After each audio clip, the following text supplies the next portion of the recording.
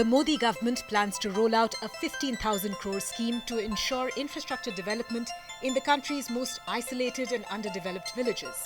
The Ministry of Tribal Affairs is reportedly preparing a proposal for the Pradhan Mantri Particularly Vulnerable Tribal Groups mission to the Union Cabinet for approval. The PM PVTG mission will provide basic infrastructure to an estimated 28 lakh vulnerable tribal people in 18 states and union territories. Particularly vulnerable tribal groups, or PVTG, are those that depend on hunting for food, have pre-agricultural level technologies, zero to negative population growth, and extremely low levels of literacy. There are 75 PVTGs recognized in India. Most areas where vulnerable tribal groups reside lack water supply, healthcare, and schools.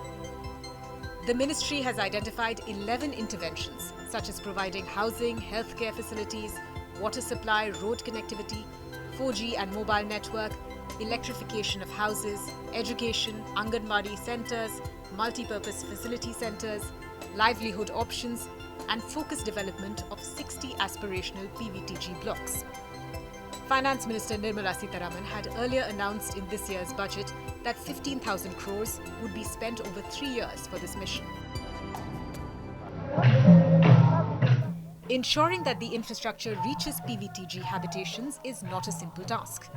A large number of these villages do not meet basic criteria for many central schemes. For example, a village will only get a road under the Pradhan Mantri Gram Sarak Yojana if it has a minimum population of 500 people. But this poses a challenge to the implementation of the PM PVTG mission, since out of the 22,000 PVTG villages, there are close to 15,000 villages that have a population of less than 100. Similarly, in the case of house construction under the Pradhan Mantri Awas Yojana, the norm is that the land should be owned by the beneficiary. However, in the case of particularly vulnerable tribal groups, most of them live in forest areas and have been provided land under Forest Rights Act. Though land has been provided to them, they don't have land rights over it. This poses another hurdle towards the implementation of the ambitious infrastructure mission. In order to eliminate these hurdles, the government will be tweaking rules and making necessary changes to ensure that all PVTG villages and habitations are eligible for the mission. The Department of Telecommunications under the Ministry of Communications will provide mobile connectivity to 3,000 PVTG villages that don't have any mobile network or 4G network. The Power Ministry has been roped in to set up mini grids in villages to electrify all households in PVTG habitations. Where the setting up of such grids is not possible, the government will provide households with solar power facilities. In order to promote education among PVTG children, the government plans to set up hostels near existing residential schools. To ensure that PVTG communities have basic healthcare facilities in their villages, at least 10 will be deployed in all such habitations.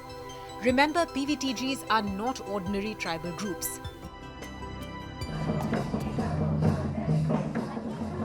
These tribal groups live in scarce numbers, mostly in inaccessible parts of the country. They are mostly, if not completely, shut out from the modern world. Their exposure to urban settings or even rural ones with sufficient facilities is negligible. 76 years after independence, such groups still do not have roads in their villages, concrete homes, healthcare facilities, tapped water and electricity connections, and even mobile connectivity. Their literacy rate is alarmingly low. With so many factors holding their development back, a government intervention was always necessary. But governments in the past had not shown such an inclination to aid such communities. The Modi government has taken several initiatives to develop tribal human resources with a special focus on education, health and livelihood generation.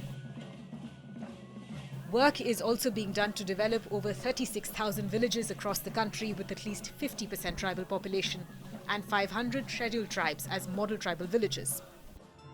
In terms of land rights, the government has distributed nearly 22 lakh individual titles and 1.08 lakh community titles thus far under the Forest Rights Act. Meanwhile, the Tribal Affairs Ministry has seen a 3-time increase in its budget since 2014.